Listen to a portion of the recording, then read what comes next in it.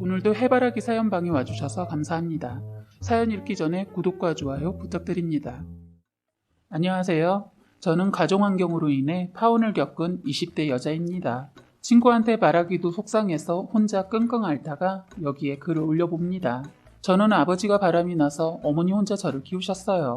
그런 모습을 보면서 빨리 커서 사회에 나가 돈을 벌어야겠다는 생각을 항상 가지고 있었습니다. 그래서 고등학교 졸업 후 바로 사회생활을 하게 되었고 정말 열심히 살아왔습니다. 그렇게 사회에 나가 일을 하던 중 가게의 단골 손님이었던 남자친구가 알고 보니 저를 보기 위해 항상 왔다는 사실을 알게 되었어요. 저도 관심이 없던 것은 아니다 보니 서로 진지하게 만나게 되었습니다. 그렇게 사귀게 되었고 그 뒤 서로를 알아가는 과정에서 직업을 물어볼 때마다 항상 그냥 부모님 조금 도와드리고 있어라는 식으로 우물쭈물 넘어가더라고요. 그래서 그냥 부모님 도와주면서 돈을 받는구나 라고 생각하고 넘어갔었습니다.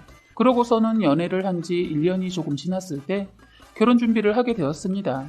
물론 저는 처음부터 저의 가정사를 다 털어놨었고 이 사람은 저의 직업 또한 알고 있었지만 쉽게 자신의 가정사를 이야기하지 않길래 조금 서운하기는 했지만 시간이 필요한가 보다 하고 넘어갔었습니다. 하지만 결혼 준비를 하게 되면서 남자친구의 가정사를 알게 되었는데 엄청난 부자이더라고요. 부모님이 부동산으로 50억 정도를 소유하고 있고 어렸을 적부터 많은 사랑을 받아온 사람이었습니다.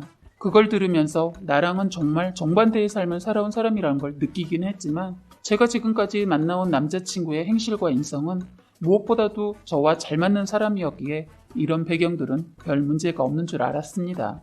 하지만 주변에서 흔히들 배경이 너무 차이가 날 때 결혼은 힘들다는 말을 정말 뼈저리게 느끼게 되었네요. 남자친구와 저는 엄마에게 인사를 드리러 갔고 분위기가 정말 좋았습니다. 20년을 넘게 본 저희 엄마가 그렇게 마음에 들어하는 모습은 처음 봤었습니다. 참 잘 큰 사람이네. 우리 연주 잘 부탁해요. 연주가 저한테 과분한 사람이죠. 이런 훈훈한 대화를 하는 둘을 보면서 정말 행복하고 기쁘더라고요. 내가 남자 보는 눈은 정말 괜찮구나라는 생각도 들었습니다. 엄마를 집에 모셔다 준 후 저도 집에 도착하여 전화를 하게 되었습니다. 딸, 엄마는 정말 마음에 든다. 잘해봐. 내가 누구 딸인데 엄마 딸이잖아. 그래, 너 아버지 같은 놈은 아니라서 다행이네. 엄마만 보고 커서 남자 고를 수 있을지 참 걱정했는데 고마워. 엄마와 전화를 하면서 정말 이 사람과 결혼을 하기로 한 걸 잘했다는 생각이 들었습니다. 하지만 처음 일이 벌어진 날은 남자친구 부모님을 처음 뵙는 날이었습니다. 그런데 가는 길에 차에서 갑자기 남자친구가 한마디 하더라고요. 우리 엄마가 조금 직설적이야.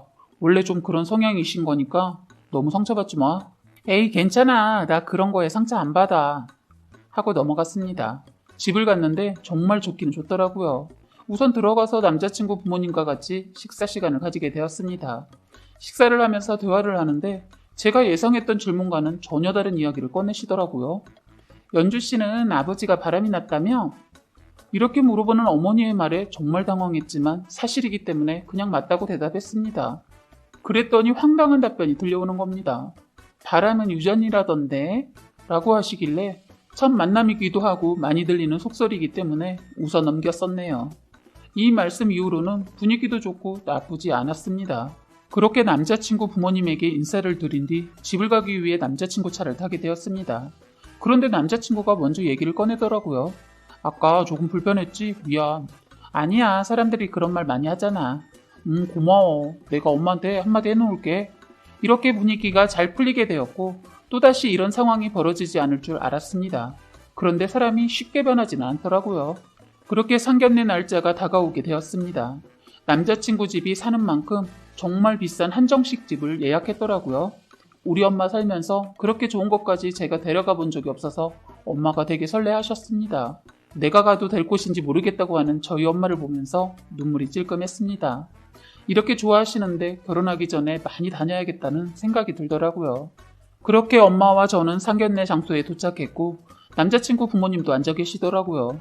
분위기는 잘 흘러가는 것 같았지만 또 남자친구 어머님이 한 말씀 하시게 되었습니다.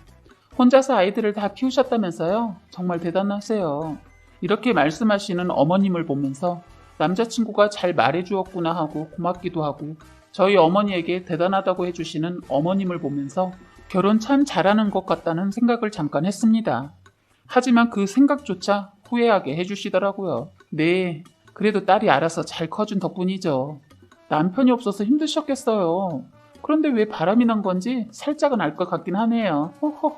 라고 하시는 어머님을 보면서 이게 무슨 뜻이지라는 의문과 어이없는 감정이 들어 제가 지금 뭐라고 말씀하시는 거세요?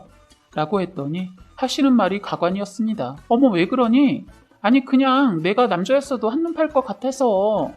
지금 저희 어머니한테 남편이 바람펴도 마땅한 여자라고 하시는 거세요? 제가 화가 나서 쏘아붙이니까 남자친구가 갑자기 저를 말리더라고요. 야 여기 상견례 자리야. 그만해. 뭐? 그만해? 야 우리 엄마한테 저딴 식으로 말하는데 그만하라고? 야 너 저딴 식이라고 했냐? 이렇게 저희 둘 싸움으로 번지게 되었어요.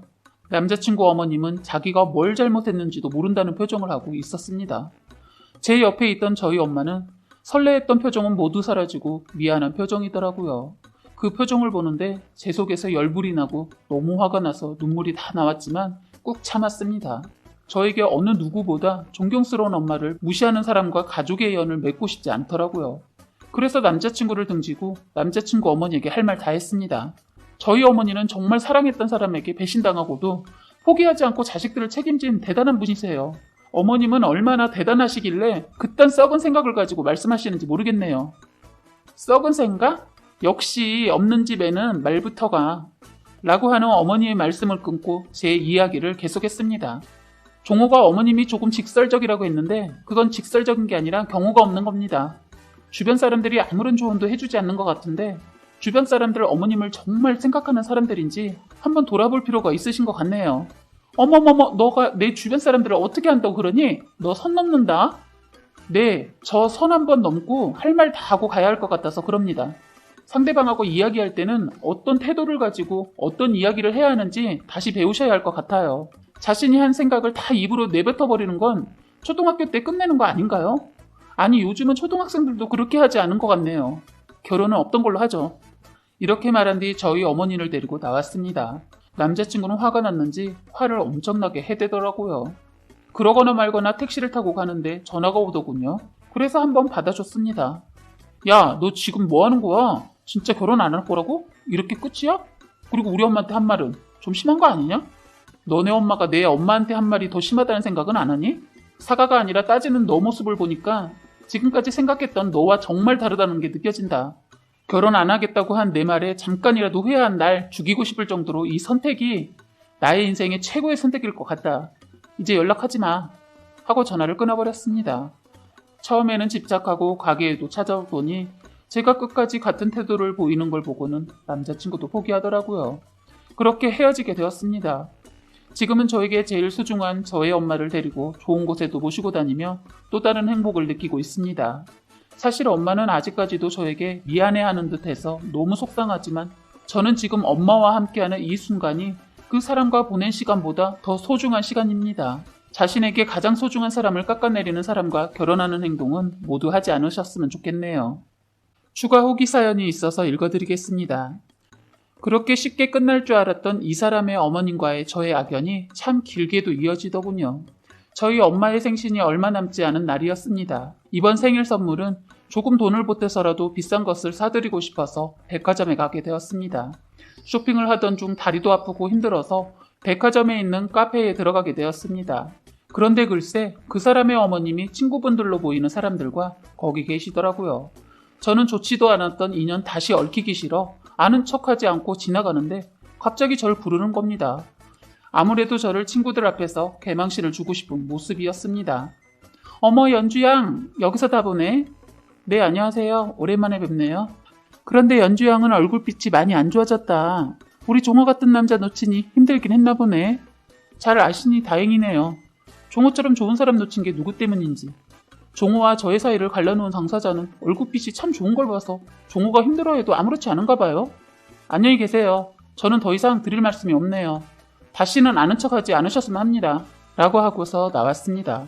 그 뒤로 시어머니가 전혀는 아직도 싸가지가 없다라고 하고 친구분들은 결혼 반대 잘했다는 둥 자기들끼리 제 험담을 하더군요.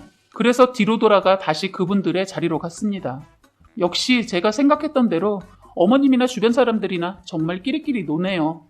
그리고 어머님 친구분들 정신 차리세요. 이런 사람 옆에 앉아 이야기 맞장구나 쳐주면서 혹시 콩고물이라도 떨어질까봐 기다리는 사람들 모습이 가장 우습네요. 그리고 제가 어머님과의 관계를 맺지 않은 거지 어머님이 절 반대한 게 아닙니다. 하고 나와버렸습니다. 돈 좀 있다고 생각하는 사람들이 드라마에만 있는 줄 알았는데 실제로 보니 기가 막히더군요. 앞으로 이런 집안과 혹시라도 결혼을 하시게 되더라도 이 사람들 절대로 변하지 않으니까 기대 자체를 하지 말고 결혼도 신중히 하셔야 할 것 같아요. 원래가 생각이 없는 사람들에게 기대를 걸었다가는 되려 내 자신이 가장 큰 손해를 입을 수 있으니까요. 사연은 여기까지였고요. 구독과 좋아요, 알림 설정 부탁드립니다.